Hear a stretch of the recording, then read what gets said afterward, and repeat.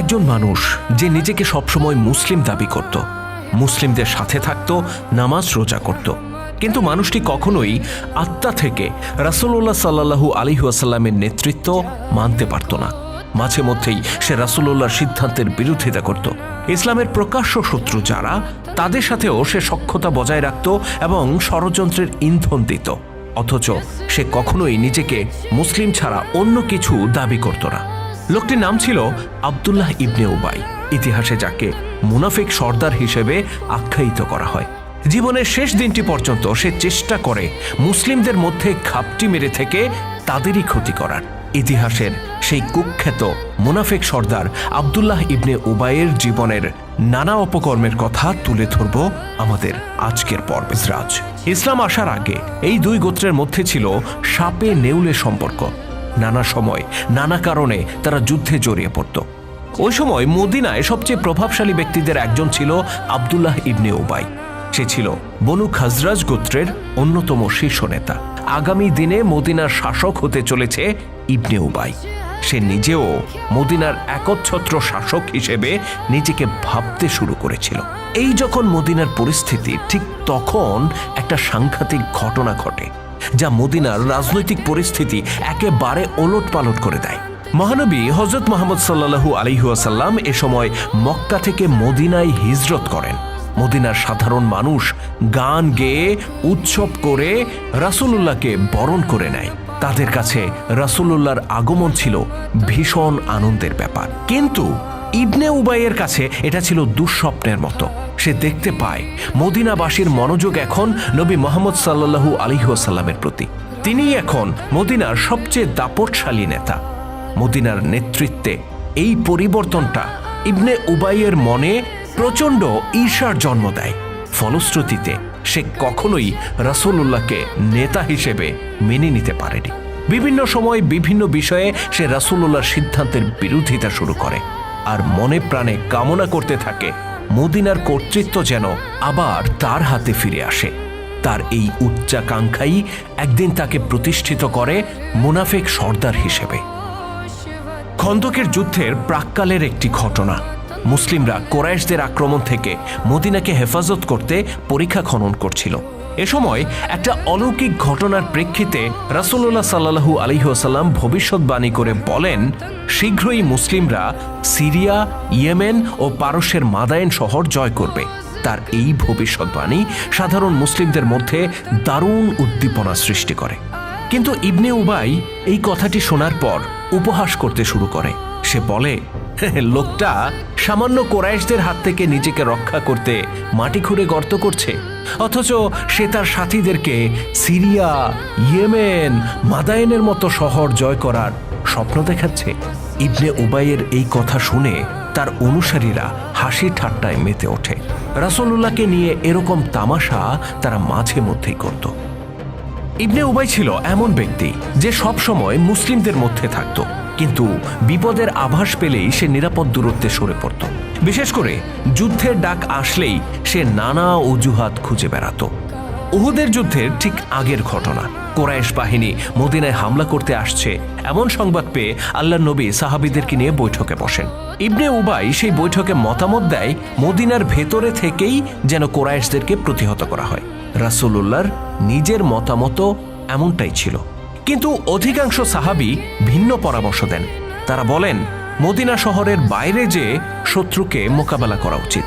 অধিকাংশের এই মতের ভিত্তিতে রাসূলুল্লাহ সাল্লাল্লাহু আলাইহি ওয়াসাল্লাম যুদ্ধের প্রস্তুতি নিয়ে মদিনা থেকে বেরিয়ে পড়েন।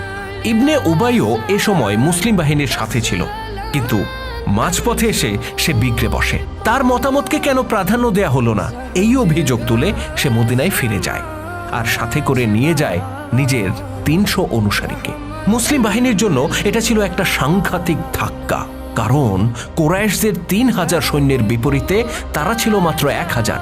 সেখান থেকেও এখন চলে গেল 300 জন। এরকম হঠকারীমূলক আচরণ মাঝে মধ্যেই করত আব্দুল্লাহ ইবনে উবাই। তৎকালে মুসলিমদের কিছু প্রকাশ্য শত্রু ছিল, যেমন মক্কার কুরাইশ কিংবা মদিনার ইহুদি। এদের সাথে দারুণ সখ্যতা বজায় রাখত আব্দুল্লাহ ইবনে উবাই।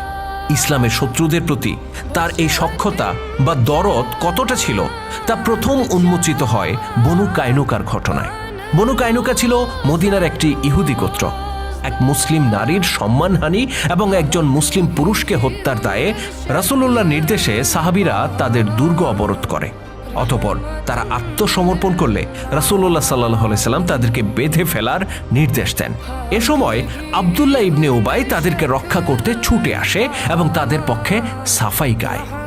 রাসূলুল্লাহ সাল্লাল্লাহু আলাইহি সাল্লাম তার কথায় কোনো পাত্তা না দিলে সে রাসূলুল্লাহর সাথে স্পর্ধা দেখাতে শুরু করে। সে রাসূলুল্লাহর জামা চেপে ধরে বলে, হে মুহাম্মদ, আমি ততক্ষণ পর্যন্ত আপনাকে যেতে দেব না যতক্ষণ আপনি আমার মিত্রদের প্রতি দয়া না দেখাবেন। বাধ্য হয়ে আল্লাহ নবী তার অনুরোধ গ্রহণ করেন। তিনি বনু কায়নুকাকে কঠিন দণ্ড না দিয়ে শুধুমাত্র মদিনা ছেড়ে চলে যাবার নির্দেশ দেন। এরকম বহু ঘটনায় আব্দুল্লাহ ইবনে উবাই মুনাফিকি করতে থাকে। এর মধ্যে সবচেয়ে ভয়ঙ্কর ছিল বনু মুস্তালিকের অভিযানকালে তার কথাবার্তা ও আচার আচরণ। ৬ষ্ঠ হিজরিতে রাসূলুল্লাহ সাল্লাল্লাহু আলাইহি সাল্লাম এই অভিযান পরিচালনা করেন। আব্দুল্লাহ ইবনে উবাই এই অভিযানে অংশ নেয়। অভিযানকালে মুসলিমদের নিজেদের মধ্যে একটা ভুল বোঝাবুঝি হয়। একজন মুহাজির সাহাবীর সাথে খাজরাজ গোত্রের এক আনসার সাহাবীর বাকবিতণ্ডা হয়। এক পর্যায়ে তা হাতাহাতিতে গড়ায়।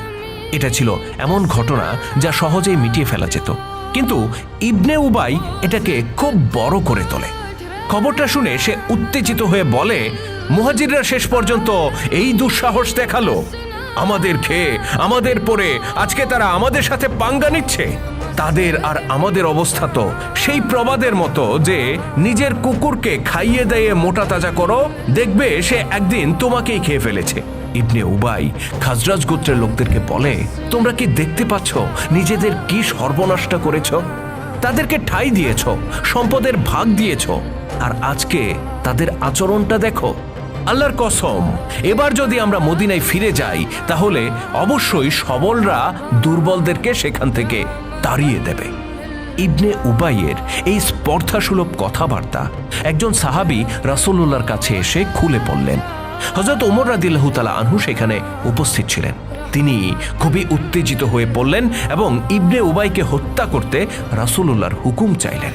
রাসূলুল্লাহ তখন বললেন, ওমর, আজকে যদি আমরা তাকে হত্যা করি তবে লোকেরা বলবে মুহাম্মদ নিজের সহচরদেরকেই হত্যা করছে। আমরা এটা করতে পারি না। ওমর রাদিয়াল্লাহু তাআলা আনহু তখন শান্ত হয়ে যান। খবরটা আব্দুল্লাহ ইবনে উবাইয়ের পুত্রের কাছেও পৌঁছে যায়। তার পুত্র অবশ্য তার মতো ছিলেন না, বরং তিনি ছিলেন একজন সাচ্চা ঈমানদার। তিনি ছুটে এসে বললেন, ইয়া রাসূলুল্লাহ, আমাকে অনুমতি দিন, আমি নিজে আমার পিতার মাথা কেটে আপনার কাছে পৌঁছে দেব।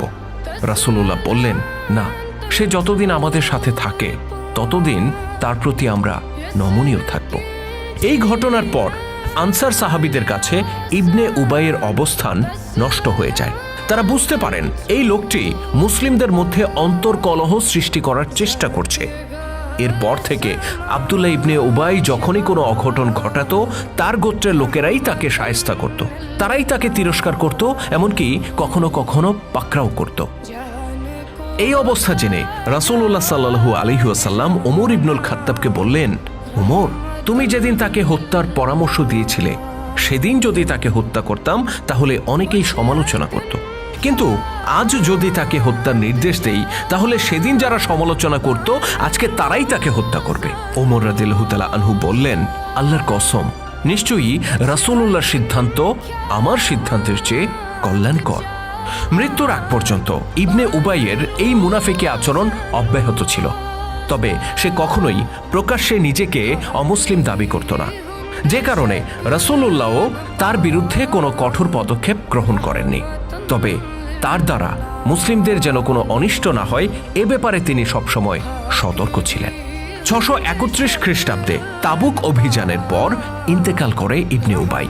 মদিনার শাসক বা রাজা হওয়ার ইচ্ছে তার অধরাই থেকে যায়। ইবনে উবাইয়ের ইন্তেকালের পর মানুষ যে জীবনভর রাসূলুল্লাহর ক্ষতি করার চেষ্টা করেছে সেই মানুষটির মৃত্যুর পর রাসূলুল্লাহ নিজে তার জানাজায় ইমামতি করলেন। এই ঘটনা একজন নেতা হিসেবে ইবনে উবাই ও রাসূলুল্লাহর মাঝখানের পার্থক্যটা পরিষ্কার করে দেয়। আল্লাহ তাআলা আমাদেরকে মুনাফিকদের কর্মকাণ্ড থেকে হেফাজত করুন, কারণ আমাদের সমাজেও ছড়িয়ে আছে এরকম আব্দুল্লাহ ইবনে উবাইয়ের মতো অসংখ্য মুনাফিক।